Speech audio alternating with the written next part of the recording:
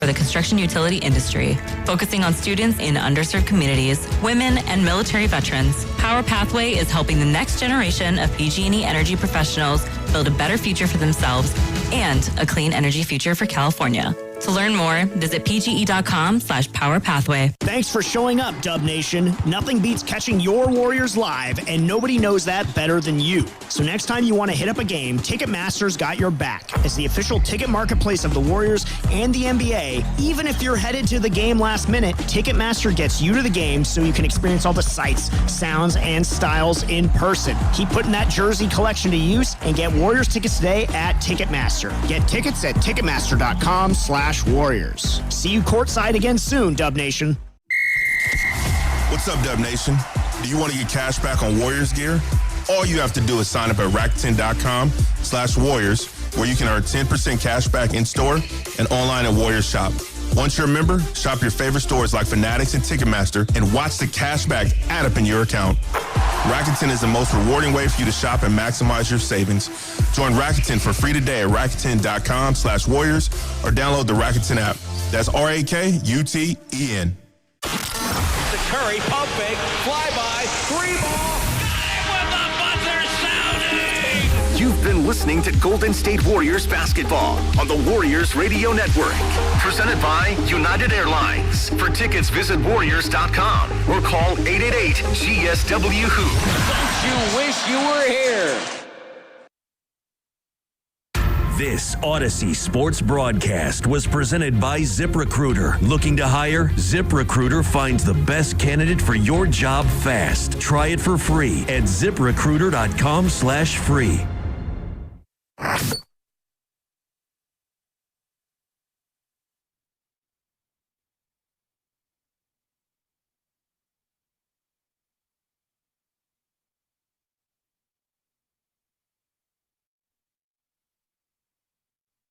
And so Golden State will lose today and try to regroup on Sunday, try to figure out ways they can win games without Stephen Curry. Golden State now 29-27 on the year. Boston goes to 36-19 with a final of 121-110. Boston gets the victory.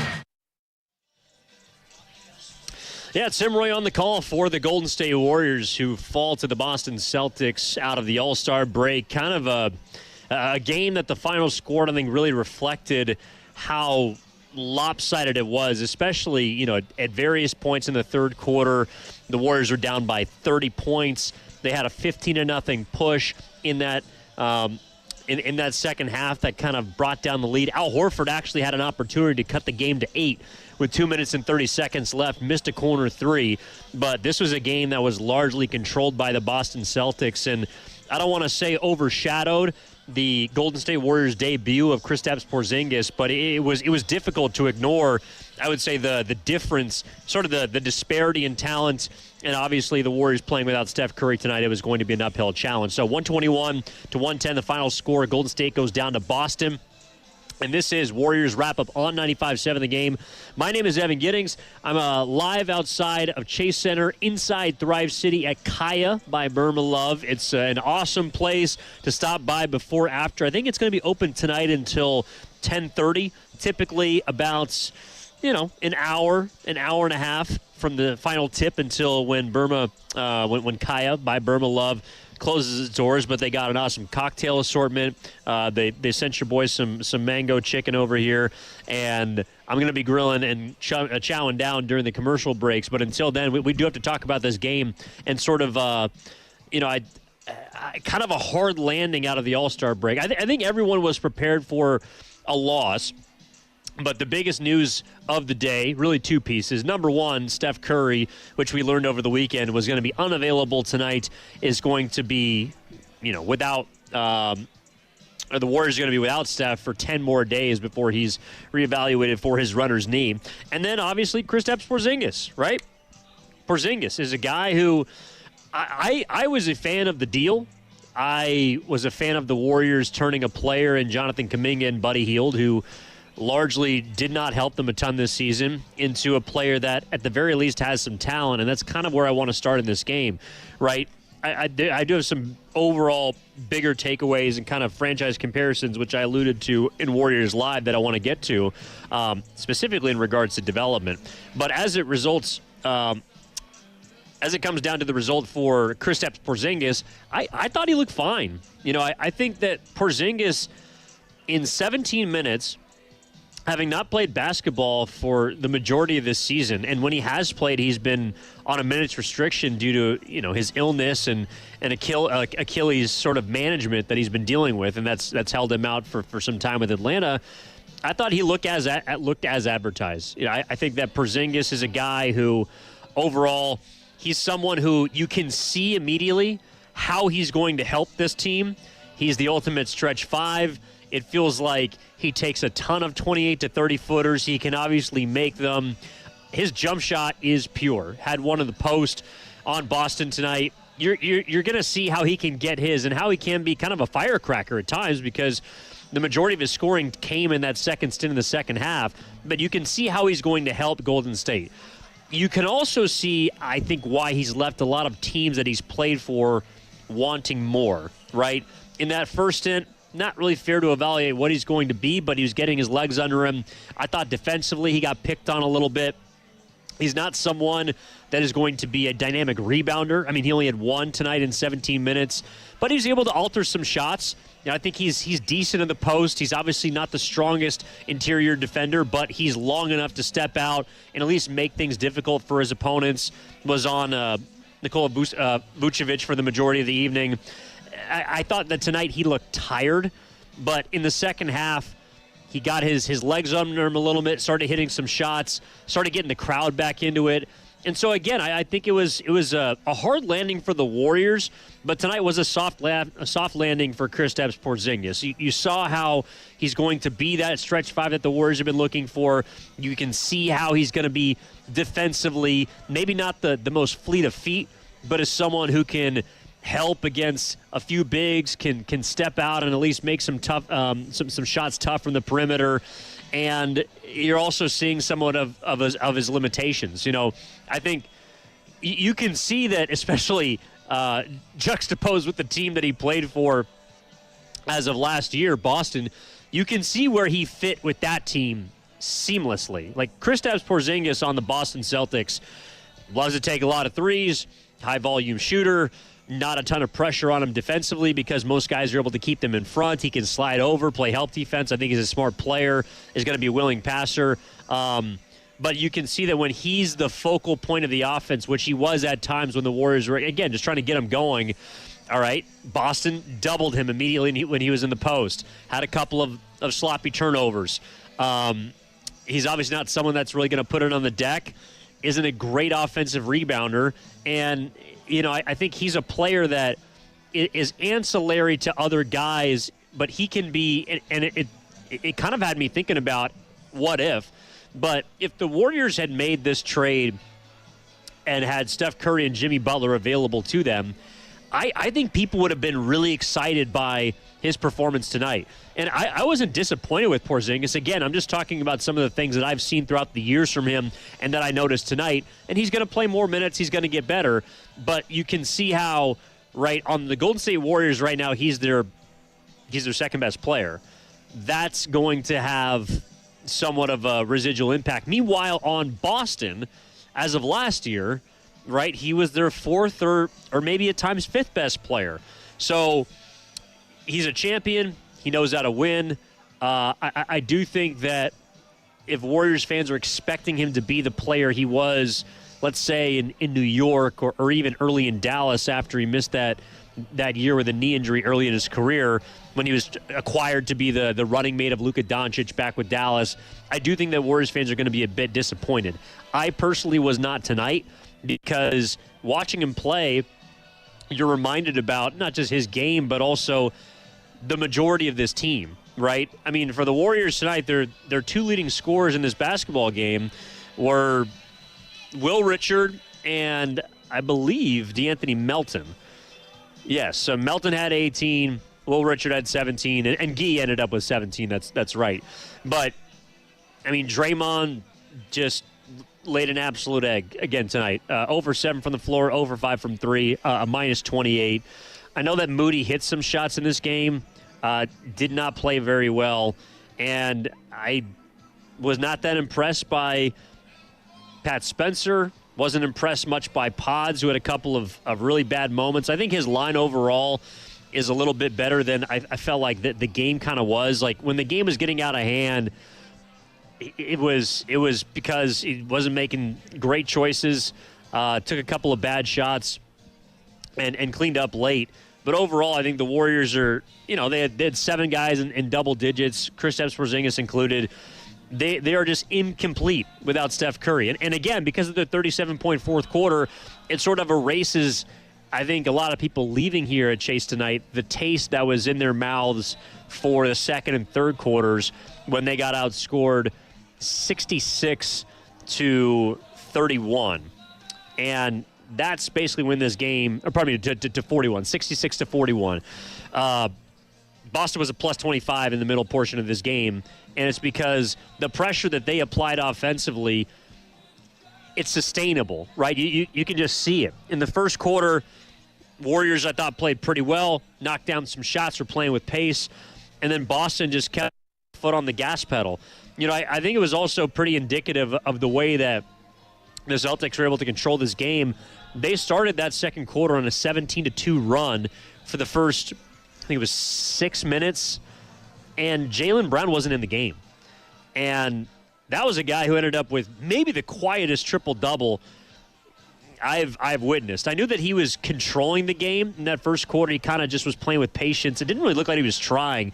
And then in that second half, when the Warriors started to make their run, turned it on a little bit offensively, hit a couple fadeaways, got in the lane. He only took 3 3-point shots, didn't make any of them, but he was 10 for 15 from inside the 3-point line. And then the part that shocked me was the 15 rebounds. I knew that he collected a couple cheapies, but they were all on the defensive end of the floor. I don't know if you consider that fluky or just loose balls or what, but Jaylen Brown had 15 rebounds. The stat that I did feel very confident that was a reflection of how well he controlled the game and just pressed all the right buttons was his 13 assists. Jaylen Brown was, he played at a different pace, and it was a slower pace. Like, the game kind of moved the way that he wanted it to. Him and then Peyton Pritchard, right? Peyton Pritchard is a guy who is probably the poster child for developmental success within the Boston Celtics, has not skipped any points in his NBA career. And as a result now, even though he comes off the bench for them, kind of in the way that a lot of, sixth men, first guy that comes to mind would be like Lou Williams. Lou Williams is a dude who was a firecracker for the Clippers, Hawks at the end of his career, but always played 30-plus minutes even though he came off the bench. This is the way that they've configured things. Also do want to remind people that you're listening to 95.7 The Game, KGMZ FM and HD1 San Francisco, always live on the free Odyssey app, Twitch and YouTube, powered by First NorCal Credit Union. This was a game tonight where I think everybody was sort of focused on just how Kristaps Porzingis was going to play, and I, for one, don't believe he really let anyone down. To me, if you were disappointed with the game that Porzingis played tonight, I don't know how you're going to watch him play. Like, that's kind of who he is. The difference is going to be, hopefully, he'll get to 20 minutes, within the next week. They don't get to 25 minutes. And hopefully by the end of the year, he can work his way up to 30. Because the one thing that I guess sort of was concerning to me about his debut was just how tired he looked at all times. And I know it's his first game back and he's still getting his legs under him and stuff like that. But there were a few possessions where it felt like in the first quarter, at the end of his stint, obviously, he was a minus 15 in 4 minutes. It just didn't go very well. But it felt like towards the end of his minute allotment in the first half, there's a couple of times where he's kind of just playing between the 3-point lines, and that might be who he is. I would like to chalk that up to him being a bit out of shape, which is understandable. But unfortunately, it cost the Warriors to play 4-on-5 basketball for what felt like, 3 out of 4 possessions, 3 out of 5 possessions. And I almost almost think that watching him sometimes, and I don't know if you could tell on television, and I heard there was kind of like a tracking thing on NBC Sports Bay Area tonight. Not sure how everybody felt about that, but Porzingis kind of, I imagine he was like towards the left side of your screen every single time it was being tracked down, because it was like he was looking for the trail 28-foot three for a lot of the portion that he was out there. And there's nothing necessarily wrong with that. But I do think that, again, you can envision how he's going to work alongside Steph. Like, those two guys, Steph Curry obviously bends the basketball court to his will with how far he can shoot the rock. Porzingis, out of all big men, three-point shooter specialists, whatever, he's the guy who takes the deepest threes on average. And you saw it. I mean, his second three, I believe, was from 30 feet. And it was just catch, rhythm, ball goes up. And it's like a line drive that he just fires in from, nearly 8 feet above his head. But I think he's a player that I'm going to enjoy watching. And I think a player that is going to obviously get more minutes. He's going to play better. There's some nights where you're going to be, I think, disappointed with maybe the entirety of the statistical outlook, right? He's not a great rebounder. Is not someone that is going to get you, a double-double with assists or a triple-double with rebounds and assists. Might get a couple blocks, and he had one tonight. I also thought he altered a couple shots. But I think Porzingis is someone who is going to be, again, and I talked about this early on pregame, I think he's the evolved form of Quentin Post. Post might be a little tougher on the interior. He might be willing to bang a bit more, but offensively, Kristaps Porzingis is hopefully going to be a more efficient version of Quentin Post, can fill it up, and help the Warriors do what they've really struggled with, I think, tonight and as of late, without Steph, and even sometimes with Steph, just because of how much attention is paid to him. The Warriors it's been a thing all year, even when they had Butler. They've struggled offensively, and that to me is where Porzingis can provide the biggest impact. He himself adds a little gravity to the court just because of how big he is and how far he can shoot it from. But you saw that once he started to feel it in that second half, he can become a kind of a microwave type scorer. He can fill it up quickly from deep, catch into the post, get it at the elbow, go to work. A lot of teams are going to defend him with not just smaller players than him because he's 7'2", but I think also teams are going to try and knock him off his spot, defend him with smaller guys. You saw Hauser on him. You saw Walsh on him. You saw White on him. He can take advantage of those guys in the post, his former teammates, in fact, but those guys that are of that size, the 6'6", 6'7", he can take advantage of those guys in the post. And so I do think that offensively, that to me is where the impact is going to be huge for the Golden State Warriors.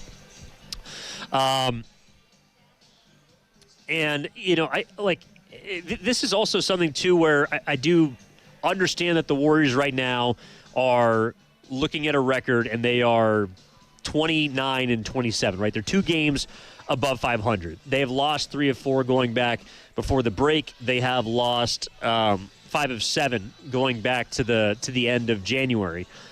But I do think because of the type of guy they acquired at the deadline, and because Steph is out for the next 10 days, which is going to put him up against the end of February, that means he's going to miss the next 4 games at least. You do have to give these guys a bit of patience. I don't think that I don't think urgency is really all over the faces of the Warriors yet, because they know what kind of uphill battle they're going to be fighting every single night, right? You get Boston tonight. You have Denver on Sunday. And then, you have a couple of quick road trips or road games. But then you're coming home to face Luka Doncic. Houston's on the docket. OKC on the road is on the docket. Like, you got some really tough teams, and I think on these kinds of nights where you're facing the contenders, of which I think we all are on the same page that the Warriors are not, there are going to be nights like this, and you're going to have to watch them with some patience. To me, that second half push, it was a little fool's gold, but it also meant, and this is what I talked about before the game, that has to be a non-negotiable. You have to bring effort and energy to every single game. And I do think that the Warriors did that tonight. So much so that a player like Guy Santos, who's getting a lot of tick for the Warriors, and ended up playing 32 minutes tonight, which was a team high, and he's kind of if you've been paying attention to Guy Santos lately, not to say that everyone hasn't, but if you've been paying attention to Guy, who was a +8 tonight, second best on the team for the Warriors, he's been playing the most minutes out of everybody. He's kind of replaced that Jimmy Butler slot at the 4. Not to say he's replacing Jimmy Butler, but he's also playing a ton of minutes. And over his last 9 now, he's averaging about 15 points. He's shooting a hair under 60% from the floor. Tonight he hit 5 threes. Those are the kinds of guys that you want to see press and press the Energizer button every single night. And to me, Guy Santos was sort of symbolic of that this evening, along with Gary Payton II.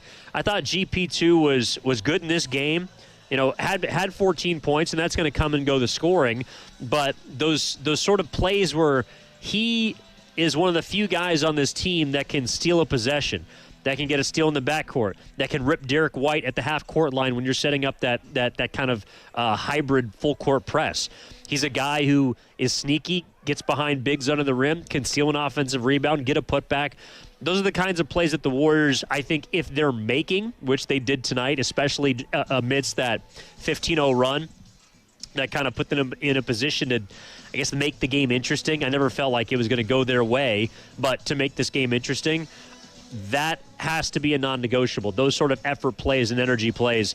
And I thought that Guy Santos, along with Gary Payton II, did a really good job of displaying that. Tonight was a night where I just think that if you're looking at the other team, you're noticing that Boston has a ton of different weapons and ways to get guys in that are going to play with the same sort of fervor, the same sort of pace. Like, if we're going to keep it a buck, the Boston Celtics are, number one, a younger team, but they looked faster than the Warriors, I think, because they looked like a team that went to All-Star break and was well-rested, right? Jaylen Brown was the only guy that participated in the All-Star festivities.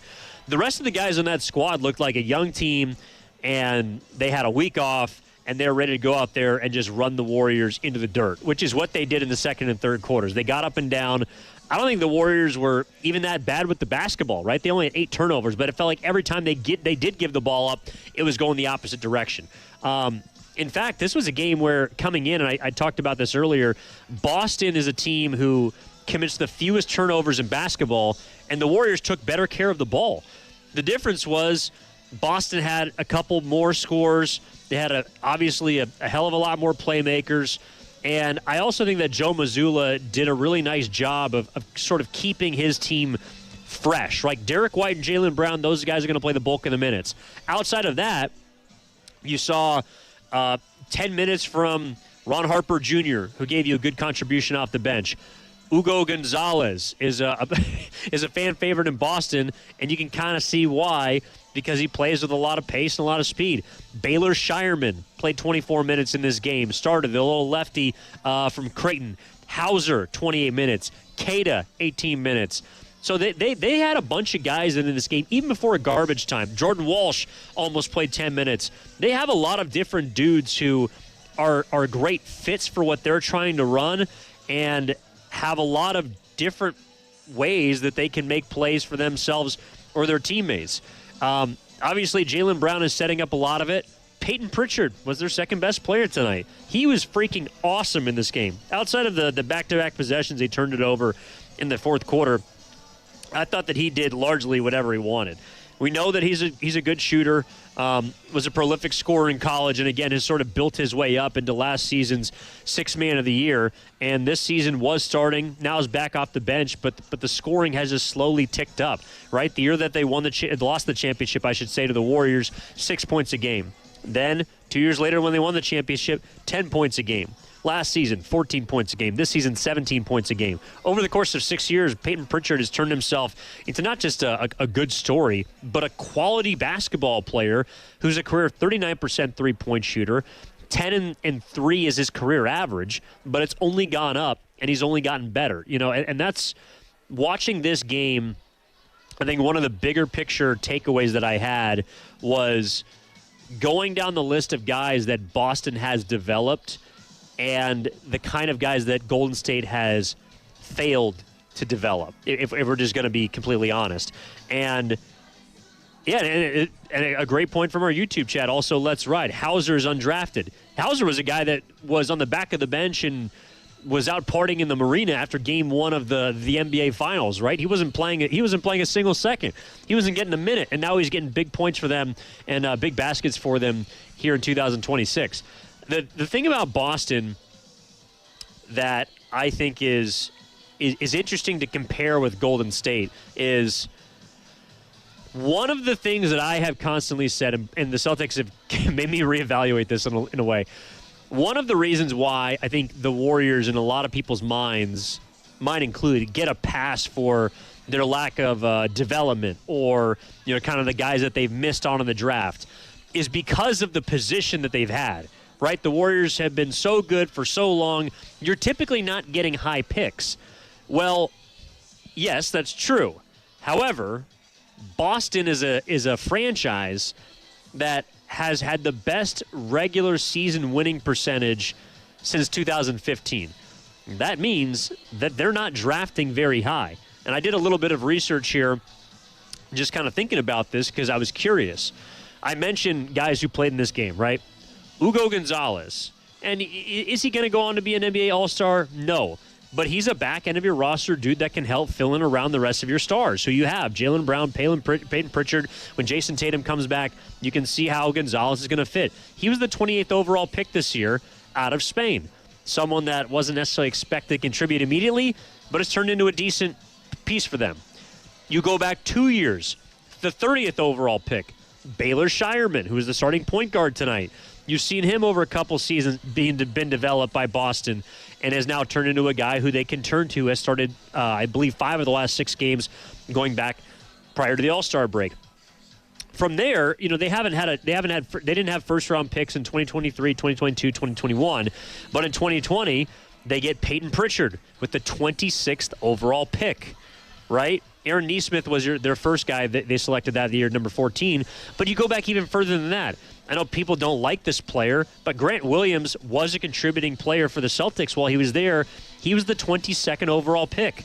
The year before that in 2018, Robert Williams taken at number 27. And not all of these are Brad Stevens selections. A few of them are of course, due to Danny Ainge.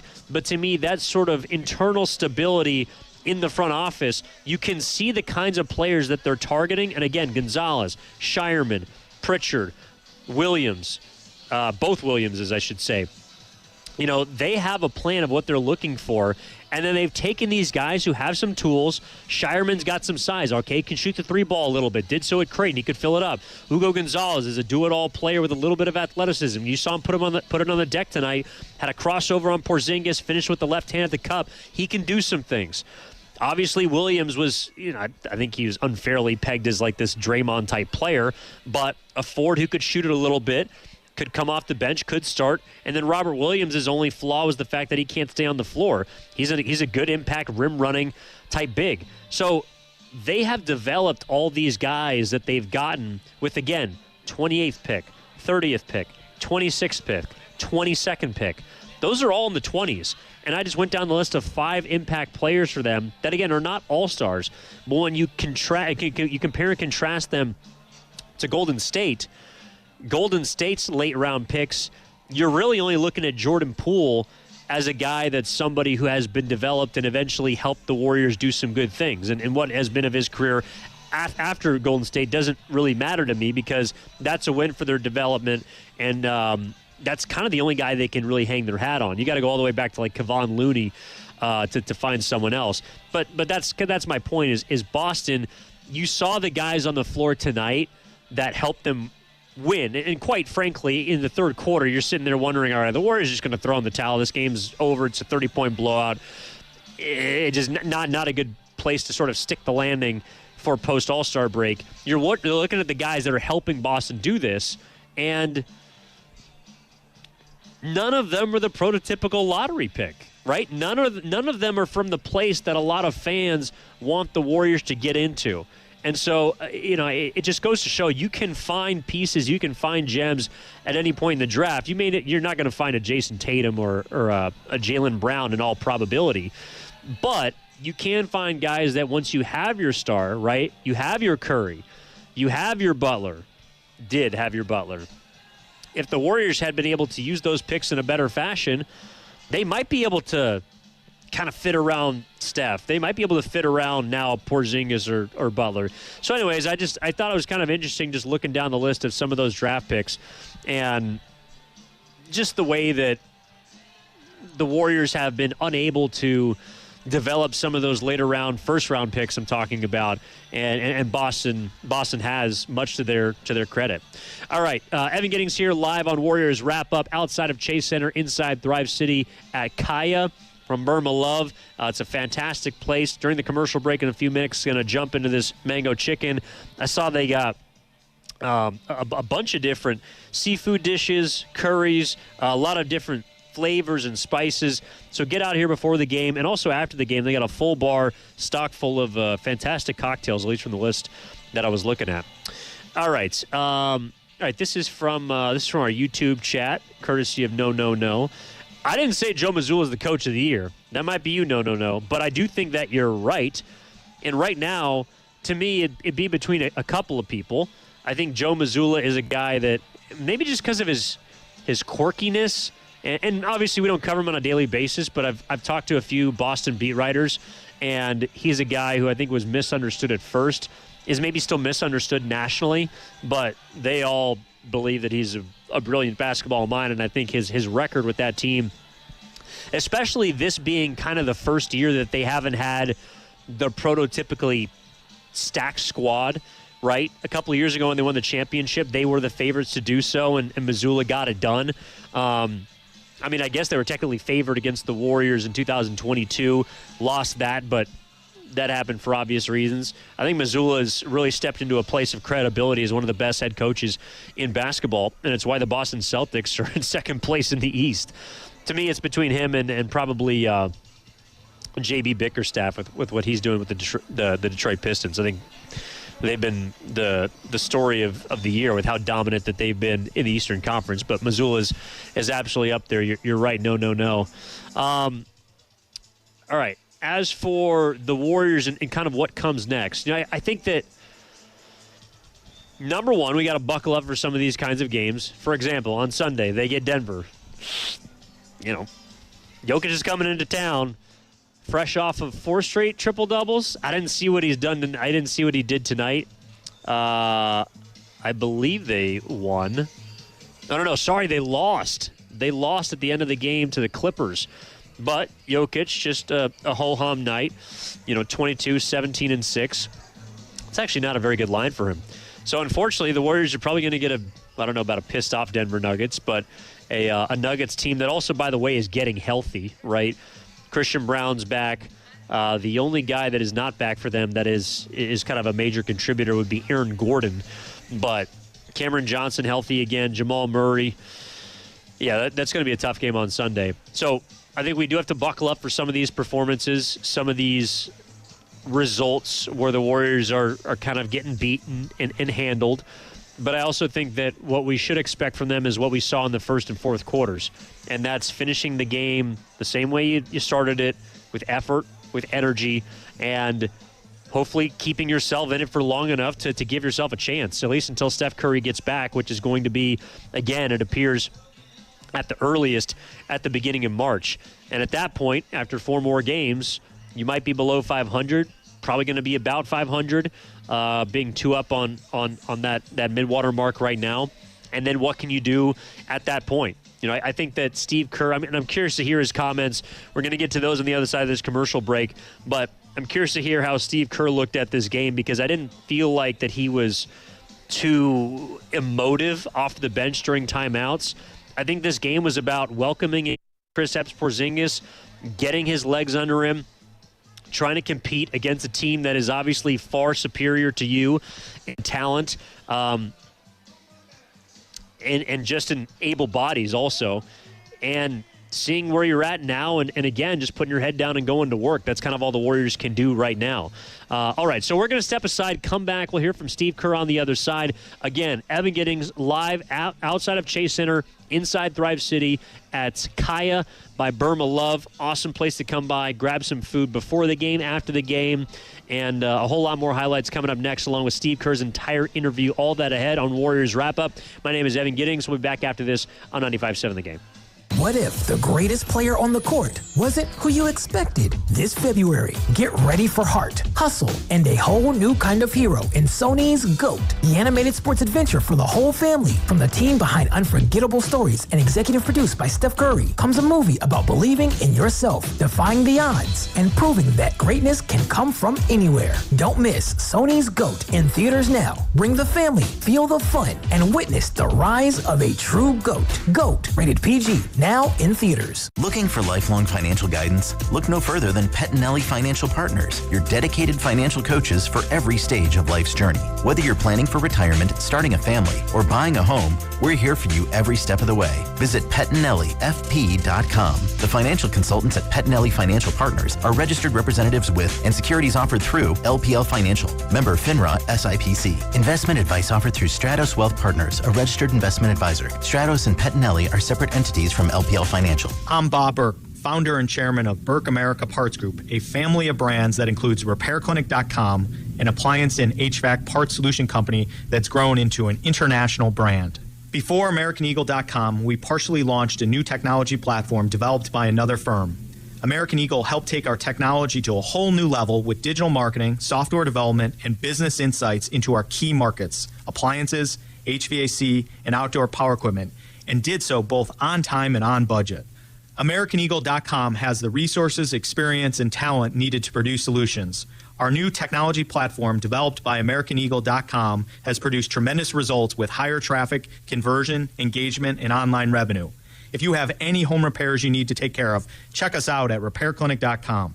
If you need a world-class website or technology project, then I would highly recommend AmericanEagle.com. Call AmericanEagle.com at 773-NETWORK. That's AmericanEagle.com, 773-NETWORK. Injured at work? Don't wait. Every day you delay can mean lost wages, delayed medical care, and more stress for your family. At Boxer & Gerson, we fight for people just like you. Construction workers, delivery drivers, factory workers, restaurant staff, hardworking folks who get hurt just trying to earn a living. We won't back down. We get results. You work hard, you deserve real help. Call Boxer & Gerson now at 510-835-8870 or visit boxerlaw.com. The consultation is free, but waiting could cost you. Boxer & Gerson, justice for workers.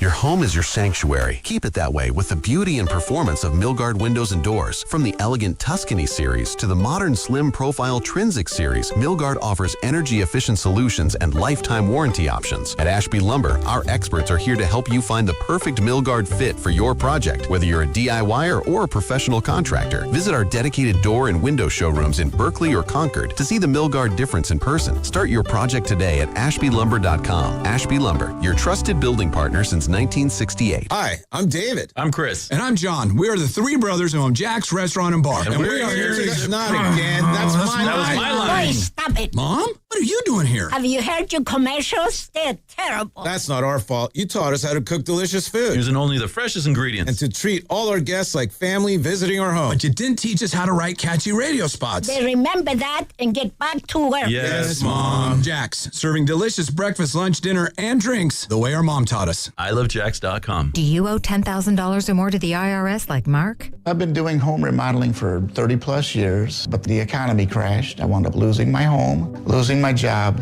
and on top of that, owing the IRS a ton of money. I owed the IRS $114,000. It really, truly was the worst part of my life. Then Mark found tax relief advocates. On news radio, I heard about TRA, and I thought, what's the worst that could happen? So I picked up the phone and I called them. When it was all said and done, TRA settled my $114,000 debt for $100, and I'm telling you, I was ecstatic. Could not believe it. I would recommend TRA to anyone. If you owe 10 or even hundreds of thousands of dollars to the IRS, don't lose hope. Do what Mark did and call TRA for a consultation. But TRA did. They gave me a second chance, and I'm forever grateful. Visit TRA.com or call 800-491-9914. 800-491-9914. That's 800-491-9914. In a world in need of a hero, one man rises to the challenge in style. He is Just driving the kids to soccer practice. Make every day feel epic in the all-new Hyundai Palisade Hybrid with up to an EPA estimated 619 miles of range on select trims, advanced tech, and class-leading interior space. Visit HyundaiUSA.com or call 562-314-4603 for more details. And hey, come on, no cleats on the seats. Santana, Oneness Tour 2026. The power, the energy. Come celebrate your favorite hits from Woodstock to Supernatural and beyond. With very special guest, the Doobie Brothers.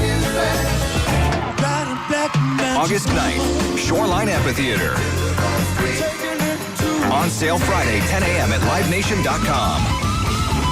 Santana and Doobie Brothers, Oneness Tour 2026. Forget about it. Santos on the far side.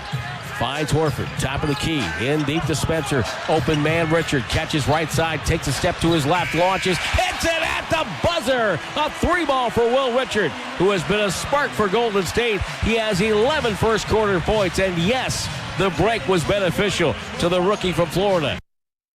Now back to Warriors Wrap Up on 95.7 The Game. Yeah, nice game from Will Richard tonight. Comes in off the bench and was a guy that I think just because of the Warriors' sort of lack of a focal scorer without Curry and a lot of moving parts. Will Richard and his in and out type injury that he's been going through prior to the All-Star break kind of made people, I don't know, maybe forget about him, but he's been one of the bright spots for Golden State this season, especially in his rookie year. The returns that they've gotten for a guy that was picked in the 50s in the second round, he's been awesome. I know he was a minus 13 tonight. I thought his line was better than that. 17 points, did the bulk of his damage in that first half, was their leading scorer in the first half. And again, I think he and Gary Payton have this quality that they just have sort of a nose for the ball. There's all of these plays that are underneath the basket where somehow among trees and bigger forwards and wings, they just end up with the ball and are able to quickly snap it back up off the rim. Those quick putbacks. And like I was talking about earlier, there are players that can steal possessions for you, steal some points.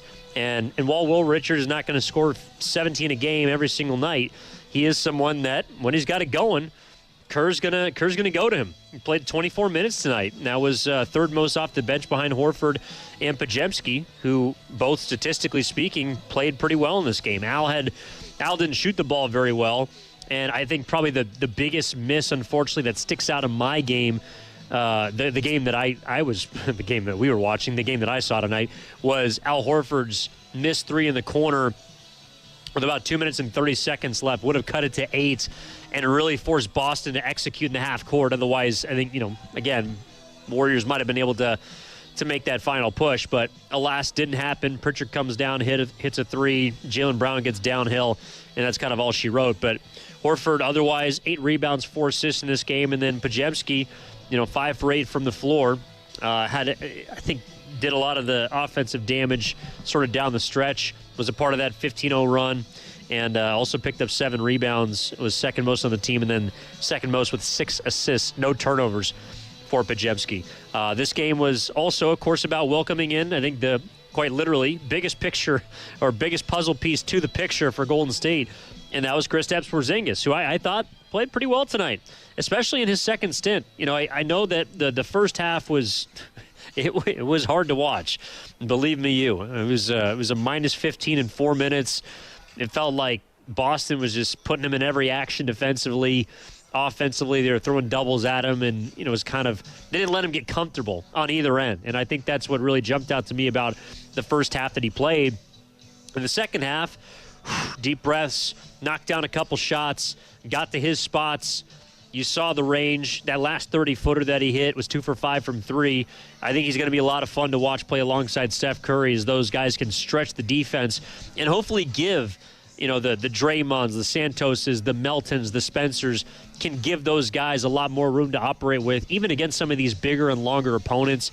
Boston's quick. Boston plays primarily, 5-out basketball. They play with a lot of guards and a lot of forwards.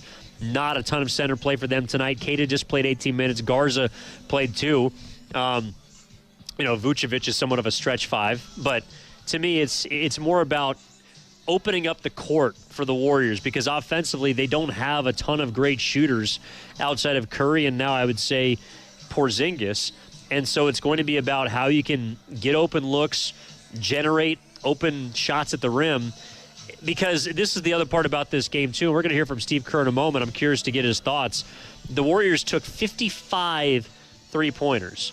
So that means that they had 41 shots inside the three-point line. They only got to the free throw line 8 times. And it doesn't really matter to me that they missed 4 of them, but you're only getting 4 trips to the stripe and you're taking a ton of 2s. That means either it's tough, you're not generating contact, you're not able to maybe finish some of those shots, and you're not also, generating a ton of second chance opportunities, or you're not cashing in on those second chance points. So I thought that was certainly notable as well. But they made 23s in this game. They got 55 of them up. And that's a strategy that will only increase with Porzingis now in the lineup for the Warriors. They're going to shoot even more three-pointers. And unfortunately, it only led to 110 points as a team. All right, before we get to Steve Kerr, Cam, we still have our guy Chardol from Fremont, waiting on the line. Let's go to him. Chardol, you're on Warriors Wrap-Up with Evan Giddings. What's going on, man? How you doing? Hey, Evan. How's your Thursday night going? I'm a big fan of you. I watch your I'm a big fan of 95.7 The Game. I tune into after Warriors game. As the Boston Celtics take down the Golden State Warriors 121-110 from Chase Center. I mean, the Warriors tried to make a comeback in the fourth quarter, but they failed to do it. But I know they're a very resilient group, and then they can do anything they put their mind to. And if they have a mindset, they're going to put it. And I know they have a goal that they're going to do. But it was great calling the Warriors Wrap-Up, and hope you have a great rest of your night. No, appreciate it, Chardol. Thanks for the call, man. Thanks for the compliments as well. You're welcome anytime, as is anybody at 888-957-9570. All right, now let's go to Steve Kerr, who spoke after the game about the Warriors' 121-110 defeat at the hands of the Boston Celtics. Steve, how did you think Kristaps looked out there? I thought he looked good. It's never easy just going to a new team and having one practice and playing. But you can see his talent. His feel for the game, his ability to space the floor, protect the rim. So it's good to have him on our team, that's for sure. How do you look at this game in its entirety, from obviously the very slow start to a little? I thought Boston was incredible. They're having an amazing season, and they're a machine right now. They've done such a good job of, their staff has done a hell of a job with Joe and the group just, and they've got the continuity, but given the departures and the injuries, remarkable what they've done. And they just put on a clinic those first 3 quarters. We were slow to get moving. I never liked the first game out of the break. It never feels great to have all that time off. So I felt like we were kind of slow to get moving. It was good to see the fight and the rhythm we found late to at least make it respectable and find some momentum and rhythm for the next game, which is important. Looked like it took Kristaps a little bit of time to get used to the offense and everything. What was encouraging about what you saw from him on that end of the floor? Just the talent is so obvious, and the feel for the game. And you saw him post up a couple times and get buckets and, space the floor and shoot threes. And the game really flows when he's out there. I think Porzingis played first 4 minutes with Draymond, 8 with Al, and then the last 5 as a lone big. I'm sure there's a lot more experimenting to come, but did you learn anything from any of those alignments tonight? Well, what we already know is that it's harder for us to play 2 bigs without Steph. Steph defies all rules of spacing, and without him, it's just trickier to play 2 bigs. But, Draymond and Kristaps and Al are all, really important players for us. And so we've got to figure that out. And because we're not going to just keep them separate from each other. They're three of our best players, and we're going to have to find better rhythm when two of them are out there together, for sure. Steve, did you feel like Kristaps kind of found his rhythm a little bit more defensively there in that fourth quarter, second half? If so, what was the kind of difference between that first half and second half on that end of the floor? Well, I mean, again, first game with a new team, it's always tricky. You don't, really know your teammates. You don't really have a feel for what's happening. But I thought just from the first half to the second half, he just looked more comfortable and settled in. Steve, you mentioned Steph's impact on lineups, right? He played two bigs. 6 games now without him, and at least 4 more, maybe more without him going forward. What have you sort of learned about what this group can and needs to do without all the various impacts he has?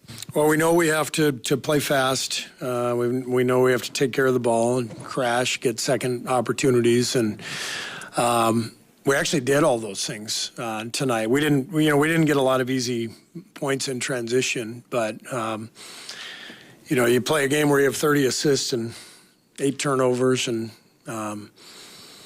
8 offensive boards. Like, we did a lot of good things, but as I said, that's a hell of a team, and they played an amazing game.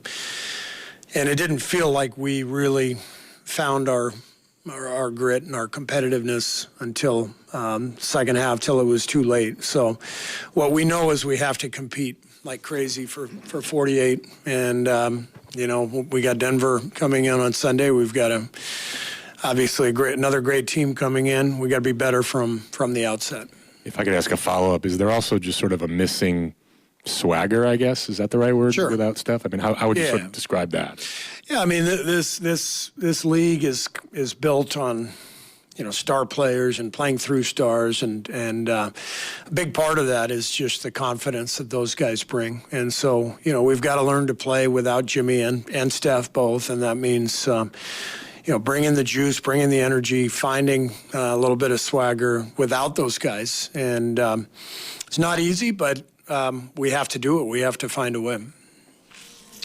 Yeah, so Steve Kerr, I think tonight sort of a mixed bag for him. I know that he was perhaps a little more enthusiastic about the end of the game than obviously the middle of it, but I think as a whole he kind of understands just where his team is at, and that's simply this. And you could kind of hear it when he was going through some of those statistics, but just because the Warriors play well, he said they rebounded well tonight, they took care of the ball tonight, got shots on goal. Just because they do some of those good things does not mean, number one, they're going to win the game. Number two, against a good team like Boston, doesn't mean they're going to be in the game. They got back into it, and you can hear him. We made it look respectable, which is true. You only lost by 11, but they were down by 30. I mean, this was as close to a blowout loss as an 11-point game can be.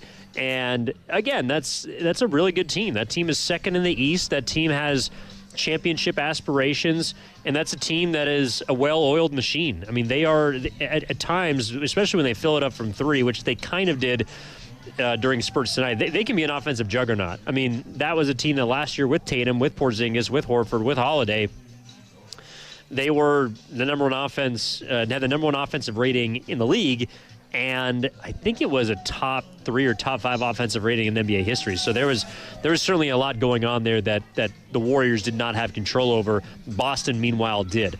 What I would encourage people to kind of take away from this game, it really just has to do with Kristaps Porzingis.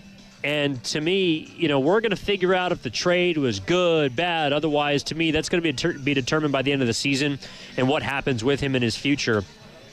But I think this was a hard landing for the Golden State Warriors out of the All-Star break, but it was a soft landing for Kristaps Porzingis. You see how he's going to help this team as the ultimate stretch 5. I think he, along with Curry, they're going to be the guard and center that can stretch the floor maybe more than any other pair in the National Basketball Association. You also see why he's left some teams that he's been on wanting a little more. 17 minutes, he had the 12 points, got going in the second half, definitely got more of his rhythm and his legs under him, but only 1 rebound, only 1 assist. He doesn't really stuff the stat sheet in those ways. He's not the quickest lateral defender, but if he's around the rim and he's 7'2", he can absolutely alter shots and sort of change the geometry on that end at times.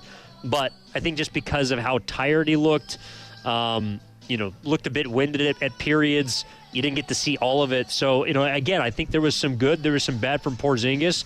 And hopefully, again, he's just able to remain healthy enough to have that build over the course of time. Because if he does, if he gets stepped back at the beginning of March after the 10 days he needs for his runner's knee, the Warriors might be an interesting basketball team. Without Steph, though, they're just going to struggle to score. And that's where Porzingis, in the meantime, can help sort of supplement some of that fall off from Curry. There is no replacing the chef, but replacing some of the shooting, some of the gravity, and obviously some of the offense. That's where Porzingis can absolutely help this team, and especially considering you weren't getting much from Kuminga, you weren't getting much from Hield. I think the earlier returns are positive for Porzingis and the Golden State Warriors. All right, that's going to do it for us here on Warriors Wrap-Up. And I don't think we have any calls to clean up. We do not. And so we'll officially say goodbye from outside of Chase Center, inside Thrive City, at Kaya from Burma Love. Stop by before the game, pick up some mango chicken, which is what I'm about to dig into. They got a cocktail bar. They're remaining open until 11 today. Was told that they'll be open about an hour until after the game. They won't close on you, though. If you're here hanging out with friends, with buddies, with your significant others, come by, say what's up. It's a fantastic staff. Daniela is very, very kind and a wonderful hostess here at Kaya. So that'll do it for us from here. Big thank you to everyone who called in, everyone who chimed in on our YouTube chat, our Boxer and Gerson Work Injury Attorneys text line. We'll be talking all day Friday, having some fun on a free-for-all Friday. The morning roast with Joe and Joe, Stein and Guru 10 to 2, Willer and Dibs 2 to 6, all ahead.